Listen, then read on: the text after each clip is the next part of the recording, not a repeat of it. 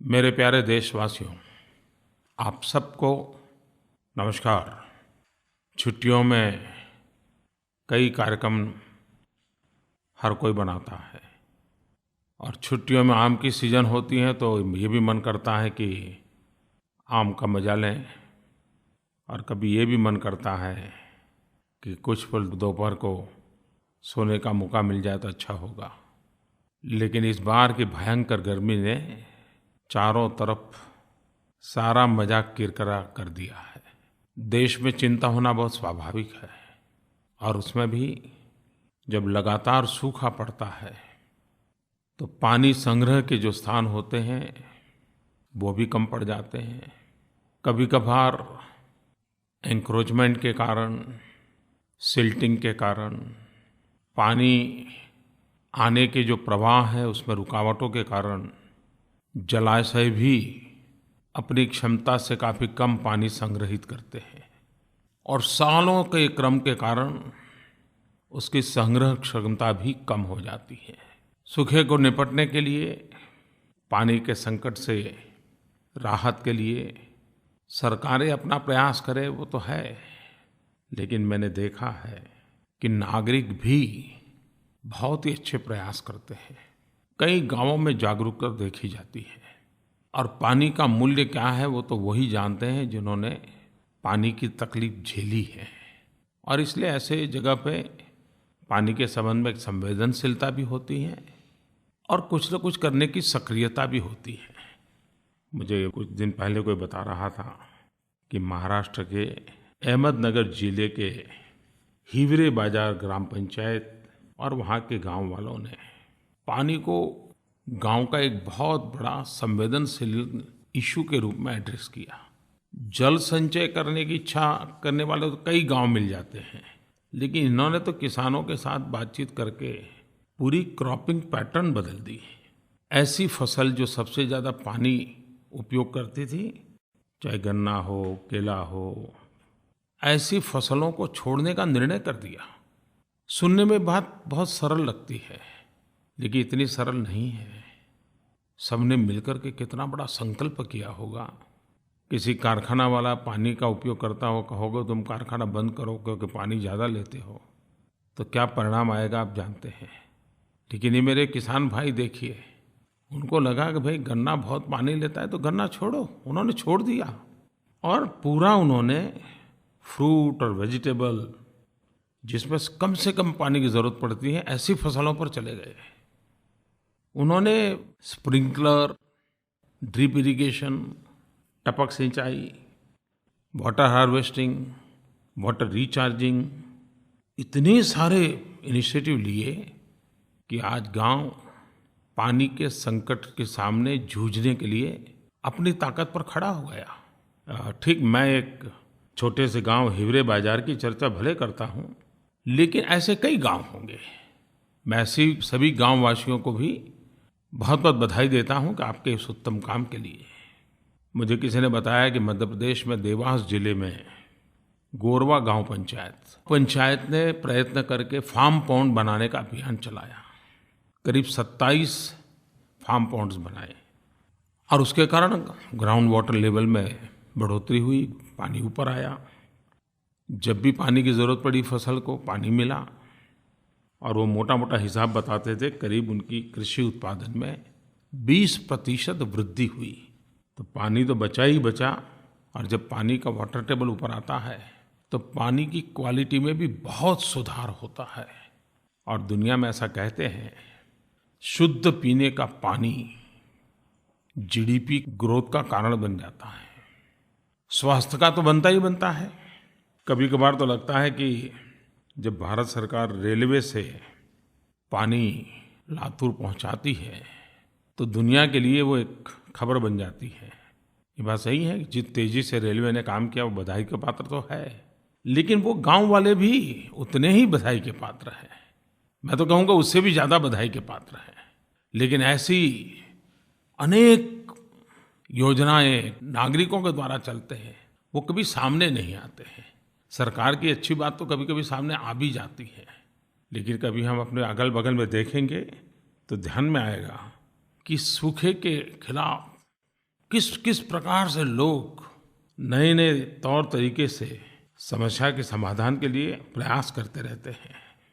मनुष्य का स्वभाव है कितने ही संकट से गुजरता हो, लेकिन कहीं से कोई अच्छी खबर आ जाए तो जैसे पूरा संकट दूर हो गया ऐसा फील होता है।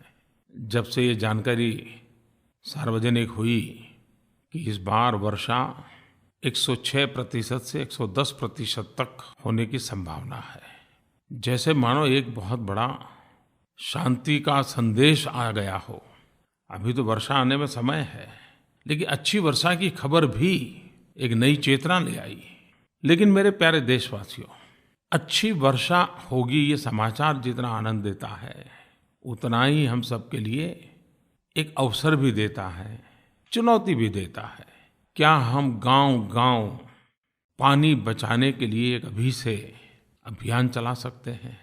किसानों को मिट्टी की ज़रूरत पड़ती है, खेत में वो फसल के नाते काम आती है। क्यों न हम इस बार गांव के तालाबों से मिट्टी उठा उठा करके खेतों में ले जाएं, तो खेत की ज़मीन भी ठीक होगी, तो उसकी जल संचय की ताकत भी बढ़ जाएगी। कभी सीमेंट के बोरे में, कभी फर्टिलाइज़र के खाली बोरे में पत्थर और मिट्टी भर के जहाँ से पानी जाने के रास्ते हैं, उस पानी को रोका जा सकता है क्या? 5 दिन पानी रुकेगा, 7 दिन पानी रुकेगा तो पानी ज़मीन में जाएगा, तो ज़मीन में पानी के लेवल ऊपर आएंगे, हमारे कुओं में पानी आएगा। जितना पानी हो सकता है रोकना चाहिए। वर्षा का पानी, गांव का पानी गांव में रहेगा। ये अगर हम संकल्प करके कुछ न कुछ करें, और ये सामूहिक प्रयत्नों से संभव है, तो आज भले पानी का संकट है, सूखे की स्थिति है, लेकिन आने वाला महीना 1.5 महीने का हमारे पास समय है। और मैं तो हमेशा कहता हूँ, कभी हम पोरबंदर महात्मा गांधी के जन्म स्थान पर जाएं, तो जो वहाँ अलग अलग स्थान हम देखते हैं, तो उसमें एक जगह वो भी देखने जैसी है कि वर्षा के पानी को बचाने के लिए घर के नीचे किस प्रकार के टैंक 200-200 साल पुराने बने हुए हैं, और वो पानी कितना शुद्ध रहता था। कोई श्रीमान कुमार कृष्णा, उन्होंने माईगॉव पर लिखा है और एक प्रकार से जिज्ञासा भी व्यक्त की है। वो कहते हैं कि हमारे रहते हुए कभी गंगा सफाई का अभियान संभव होगा क्या? उनकी चिंता बहुत स्वाभाविक है, क्योंकि करीब करीब 30 साल से काम चल रहा है। कई सरकारें आई, कई योजनाएं बनी, ढेर सारा खर्चा भी हुआ, और इसके कारण भाई कुमार कृष्णा जैसे देश के करोड़ों लोगों के मन में ये सवाल होना बहुत स्वाभाविक है। जो लोग धार्मिक आस्था में रहते हैं उनके लिए गंगा मोक्षदायिनी है, लेकिन मैं उस महात्म्य को तो स्वीकार करूंगा ही, पर इससे ज़्यादा मुझे लगता है कि गंगा ये जीवनदायिनी है। गंगा से हमें रोटी मिलती है, गंगा से हमें रोजी मिलती है, गंगा से हमें जीने की एक नई ताकत मिलती है। गंगा जैसे बहती है, देश की आर्थिक गतिविधि को भी एक नई गति देती है। एक भागीरथ ने गंगा तो हमें ला करके दे दी, लेकिन बचाने के लिए करोड़ों करोड़ों भागीरथों की ज़रूरत है। जन भागीदारी के बिना ये काम कभी सफल हो ही नहीं सकता है। और इसलिए हम सब ने सफाई के लिए, स्वच्छता के लिए एक चेंज एजेंट बनना पड़ेगा। बार बार बात को दोहराना पड़ेगा, कहना पड़ेगा। सरकार की तरफ से कई सारे प्रयास चल रहे हैं। गंगा तट पर जो जो राज्य हैं, उन राज्यों का भी भरपूर सहयोग लेने का प्रयास हो रहा है। सामाजिक स्वैच्छिक संगठनों को भी जोड़ने का प्रयास हो रहा है। सरफेस क्लीनिंग और इंडस्ट्रियल प्रदूषण पर रोकने के लिए काफ़ी कदम उठाए हैं। हर दिन गंगा में बड़ी मात्रा में नालों के रास्ते से ठोस कचरा बह कर के अंदर आता है। ऐसे कचरे को साफ करने के लिए वाराणसी, इलाहाबाद, कानपुर, पटना ऐसे स्थानों पर ट्रैश स्कीमर पानी में तैरते तैरते कचरा साफ करने का काम करते हैं। सभी लोकल बॉडीज़ को ये मुहैया कराया गया है और उनसे आग्रह किया गया है कि इसको लगातार चलाएं और वहीं से कचरा साफ करते चलें। और पिछले दिनों मुझे जो बताया गया कि जहाँ बड़ा अच्छे ढंग से प्रयास होता है वहाँ तो 3 टन से 11 टन तक प्रतिदिन कचरा निकाला जाता है। तो ये तो बात सही है कि इतनी मात्रा में तो गंदगी बढ़ने से रुक ही रही है। आने वाले दिनों में और भी स्थानों पर ट्रेस स्कीमर लगाने की योजना है और उसका लाभ गंगा और यमुना तट के लोगों को तुरंत अनुभव भी होगा। इंडस्ट्रियल प्रदूषण पर नियंत्रण के लिए पल्प एंड पेपर, डिस्टिलरी एवं शुगर इंडस्ट्री के साथ एक एक्शन प्लान बन गया है। कुछ मात्रा में लागू होना शुरू भी हुआ है। उसके भी अच्छे परिणाम निकलेंगे ऐसा अभी तो मुझे लग रहा है। मुझे इस बात की खुशी है कि मुझे ये बताया गया कि उत्तराखंड एवं उत्तर प्रदेश, वहाँ जो डिस्टिलरी का जो डिस्चार्ज होता था, तो पिछले दिनों कुछ अफसर मुझे बता रहे थे कि ज़ीरो लिक्विड डिस्चार्ज की ओर उन्होंने सफलता पा ली है। पल्प एंड पेपर इंडस्ट्री या ब्लैक लिकर की निकासी लगभग पूरी तरह खत्म हो रही है। ये सारे इस बात के संकेत हैं कि हम सही दिशा में बढ़ रहे हैं और एक जागरूकता भी बढ़ी है।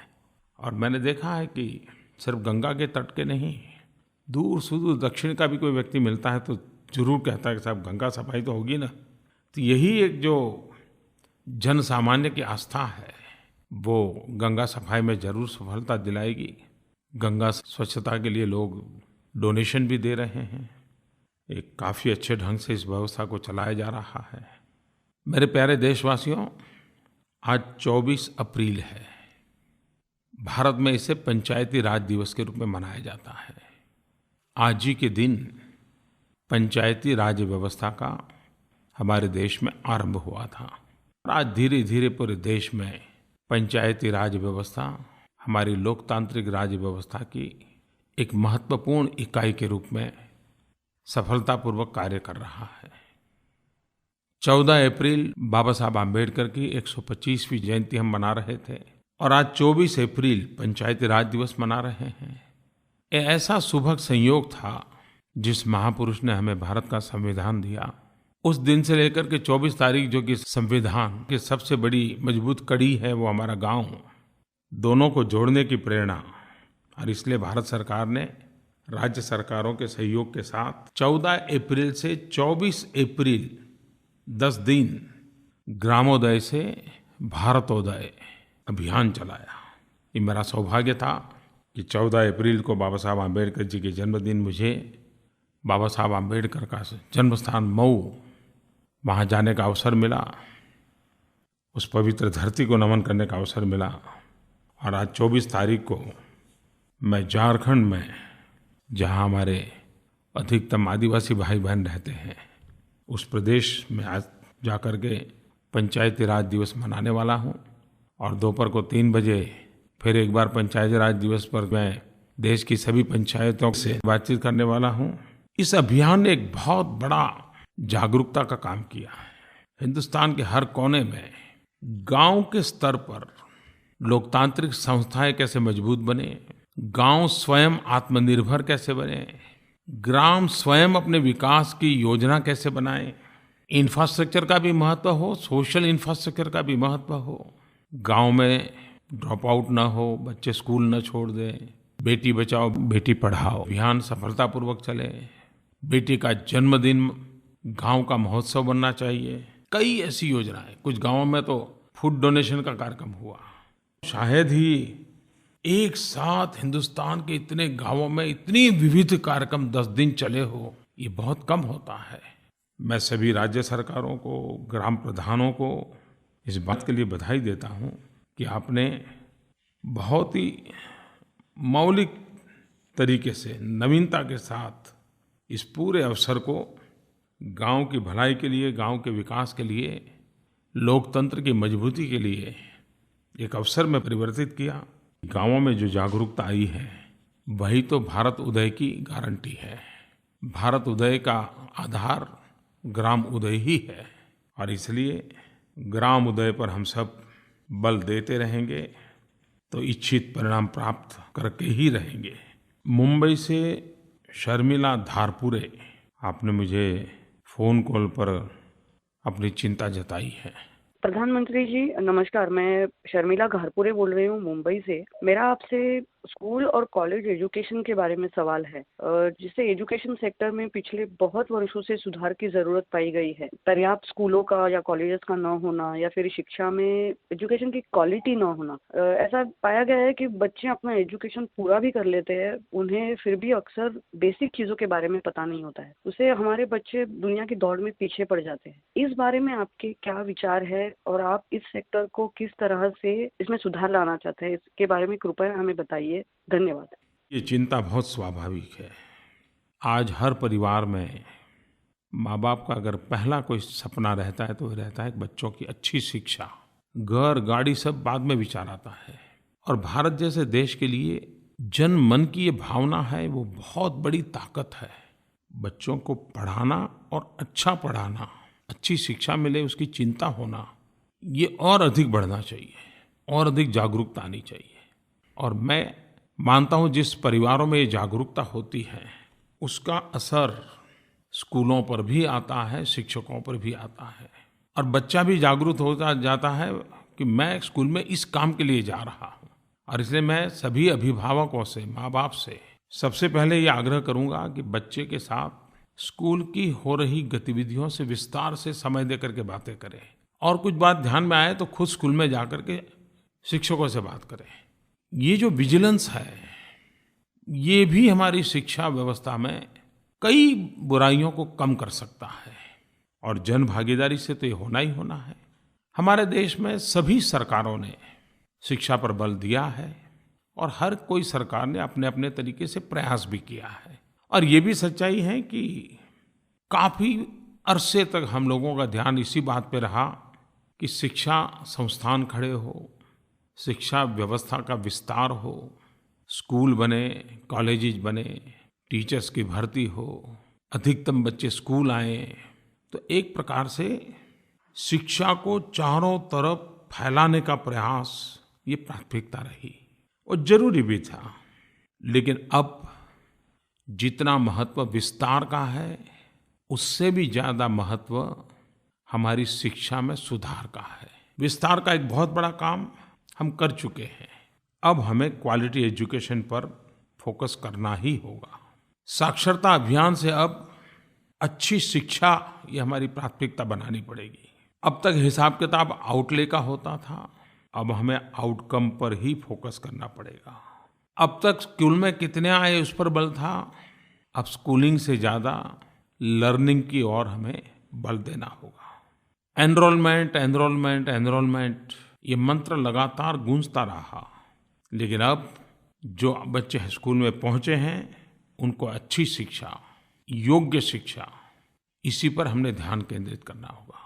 वर्तमान सरकार का बजट भी आपने देखा होगा, अच्छी शिक्षा पर बल देने का प्रयास हो रहा है। ये बात सही है कि बहुत बड़ी लंबी सफ़र काटनी है, लेकिन अगर हम 125 करोड़ देशवासी तय करें तो लंबी सफ़र भी कट सकती है। लेकिन शर्मिला जी की बात सही है कि हमें आमूलचूल सुधार लाने की ज़रूरत है। इस बार बजट में आपने देखा होगा एक लीक से हट कर के काम किया गया है। बजट के अंदर 10 सरकारी यूनिवर्सिटी और 10 प्राइवेट यूनिवर्सिटी, उनको सरकारी बंधनों से मुक्ति देने का और चैलेंज रूट पर उनको आने के लिए कहा है कि आइए आप टॉप मोस्ट यूनिवर्सिटी बनने के लिए क्या करना चाहते हैं बताइए। उनको खुली छूट देने के इरादे से योजना रखी गई है। भारत की यूनिवर्सिटी भी वैश्विक स्पर्धा करने वाली यूनिवर्सिटी बन सकती है, बनानी भी चाहिए। इसके साथ साथ जितना महत्व शिक्षा का है उतना ही महत्व स्किल का है। उसी प्रकार से शिक्षा में टेक्नोलॉजी बहुत बड़ा रोल प्ले करेगी। लॉन्ग डिस्टेंस एजुकेशन, टेक्नोलॉजी, ये हमारे शिक्षा को सरल भी बनाएगी और ये बहुत ही निकट भविष्य में इसके परिणाम नज़र आएंगे, ऐसा मुझे विश्वास है। बड़े लंबे समय से एक विषय पर लोग मुझे पूछते रहते हैं। कुछ लोग वेब पोर्टल माईगोव पर लिखते हैं, कुछ लोग मुझे नरेंद्र मोदी ऐप पर लिखते हैं और ज़्यादातर ये नौजवान लिखते हैं। प्रधानमंत्री जी नमस्कार, मैं मोना कर्णवाल बोल रही हूँ बिजनौर से। आज के ज़माने में युवाओं के लिए पढ़ाई के साथ साथ स्पोर्ट्स का भी बहुत महत्व है। उनमें टीम स्पिरिट की भावना भी होनी चाहिए और अच्छे लीडर होने के गुण भी होने चाहिए, जिससे कि उनका ओवरऑल होलिस्टिक डेवलपमेंट हो। ये मैं अपने एक्सपीरियंस से कह रही हूँ, क्योंकि मैं खुद भी भारत स्काउट्स एंड गाइड्स में रह चुकी हूँ और इसका मेरे जीवन में बहुत ही अच्छा प्रभाव पड़ा। मैं चाहती हूँ कि आप ज्यादा से ज्यादा युवाओं को मोटिवेट करें। मैं चाहती हूँ कि सरकार भी ज्यादा से ज्यादा एनसीसी, एनएसएस और भारत स्काउट्स एंड गाइड्स को प्रमोट करे। आप लोग मुझे इतने सुझाव भेजते रहते थे, तो एक दिन मुझे भी करने लगेगा भी मैं आप लोगों से बात करूं, उसके पहले एक बार मैं इन सब से बातचीत करूं। तो आप ही लोगों का दबाव था, आप ही लोगों के सुझाव थे, उसका परिणाम ये हुआ कि मैंने ऐसी कभी मीटिंग बुलाई जिसमें एनसीसी के मुखिया थे, एनएसएस के थे, स्काउट एंड गाइड के थे, रेड क्रॉस के थे, नेहरू युवा केंद्र के थे। और जब मैंने उनको पूछा कि पहले कब मिले, तो उन्होंने कहा नहीं भाई, हम तो देश आज़ाद होने के बाद इस प्रकार की मीटिंग ये पहली हुई है। तो मैं सबसे पहले तो उन युवा मित्रों का अभिनंदन करता हूं कि जिन्होंने मुझ पर दबाव डाला इन सारे कामों के संबंध में, और उसी का परिणाम है कि मैंने मीटिंग की और मुझे लगा कि अच्छा हुआ कि मैं मिला। बहुत कोऑर्डिनेशन की आवश्यकता लगी मुझे।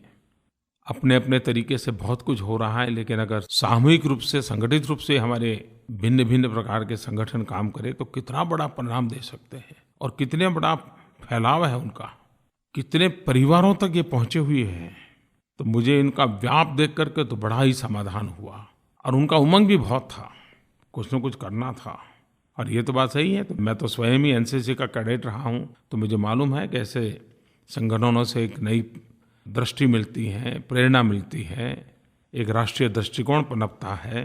तो मुझे तो बचपन में वो लाभ मिला ही मिला है और मैं भी मानता हूँ कि इन संगठनों में एक नया प्राण भरना चाहिए, नई ताकत भरनी चाहिए।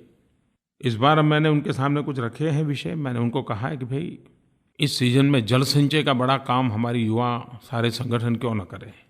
हम लोग प्रयास करके कितने ब्लॉक, कितने जिले खुले में शौच जाना बंद करवा सकते हैं, ओपन डेफिकेशन फ्री कैसे कर सकते हैं, देश को जोड़ने के लिए ऐसे कौन से कार्यक्रमों की रचना कर सकते हैं, हम सभी संगठनों के कॉमन युवा गीत क्या हो सकता है।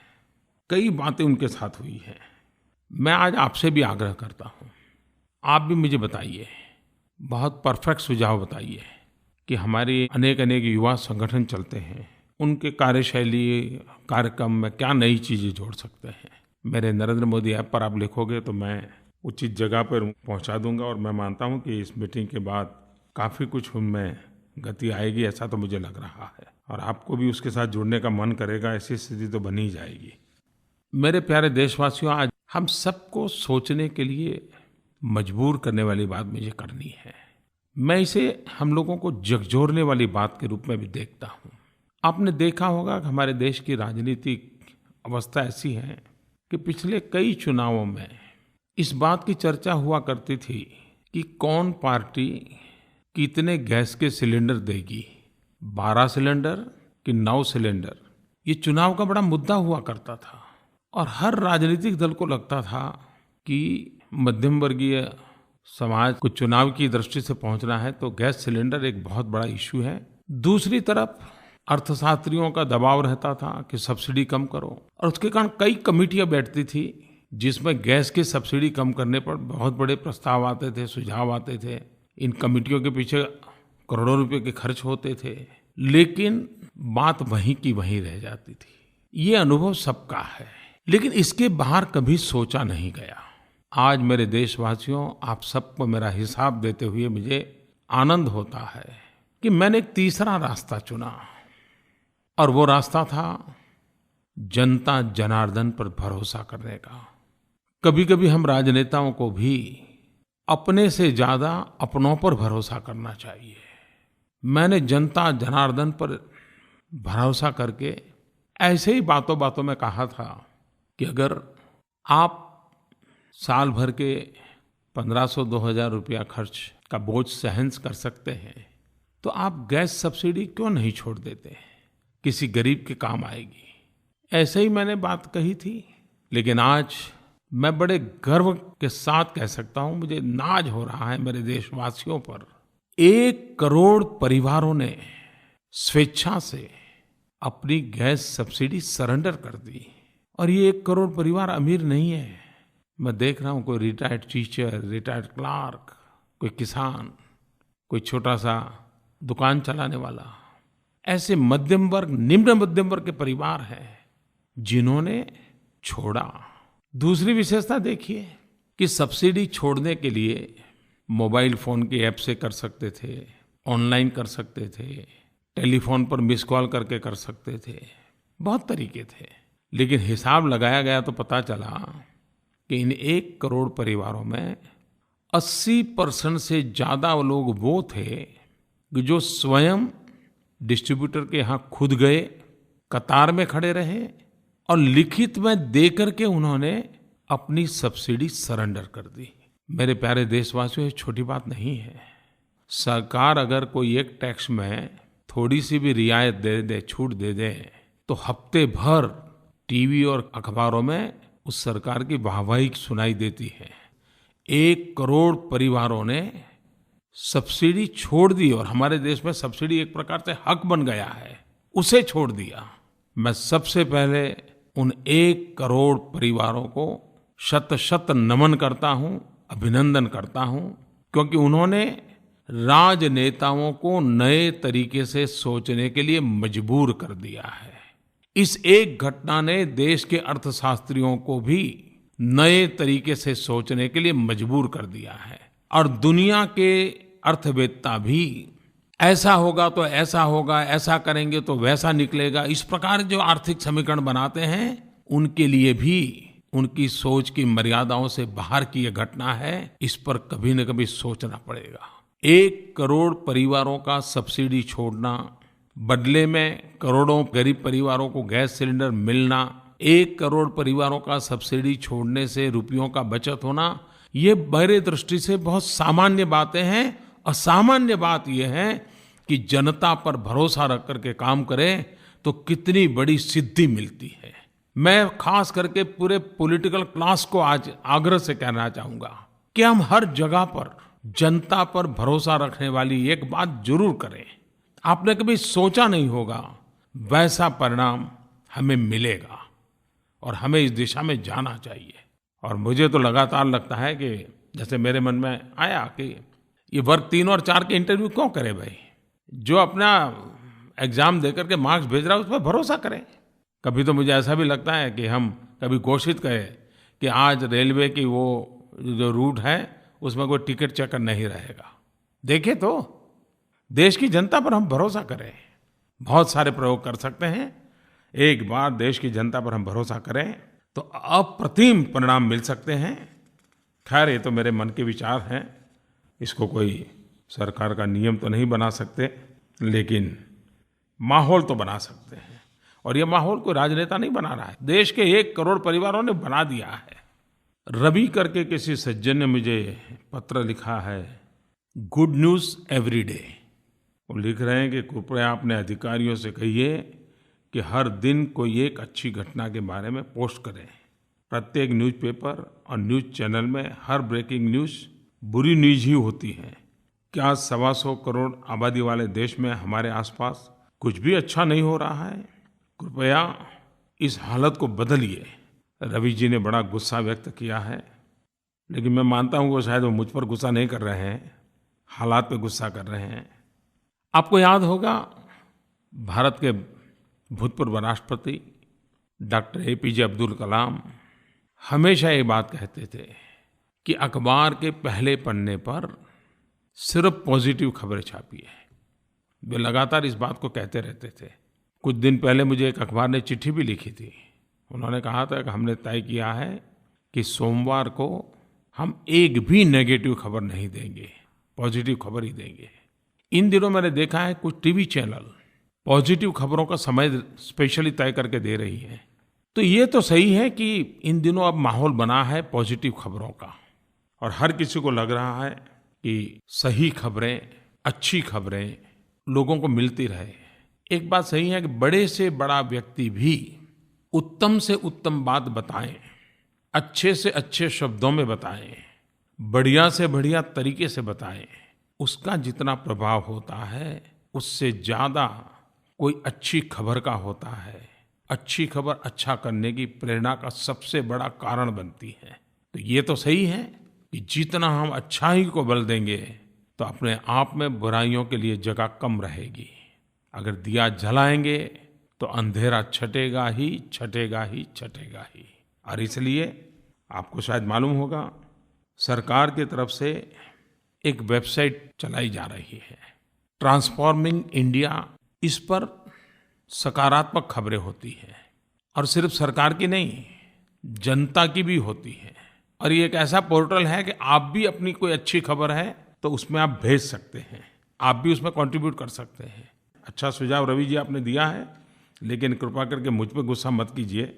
हम सब मिल करके पॉजिटिव करने का प्रयास करें, पॉजिटिव बोलने का प्रयास करें, पॉजिटिव पहुंचाने का प्रयास करें। हमारा देश की विशेषता है कुंभ मेला।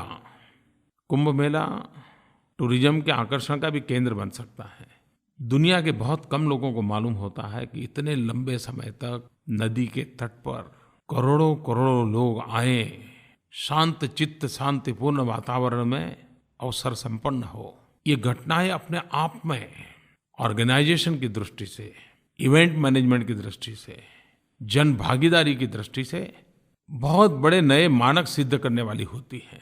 पिछले 2 दिन से मैं देख रहा हूं कि कई लोग सिंहस्थ कुंभ की तस्वीरें अपलोड कर रहे हैं। मैं चाहूंगा कि भारत सरकार का टूरिज्म डिपार्टमेंट, राज्य सरकार का टूरिज्म डिपार्टमेंट इसकी कंपटीशन करे, फोटो कंपटीशन, और लोगों को कहें कि बढ़िया से बढ़िया फोटो निकाल करके आप अपलोड कीजिए। कैसा एकदम से माहौल बन जाएगा और लोगों को पता चलेगा कि कुंभ मेले के हर कोने में कितनी विविधताओं से भरी हुई चीज़ें चल रही हैं। तो जरूर इसको किया जा सकता है।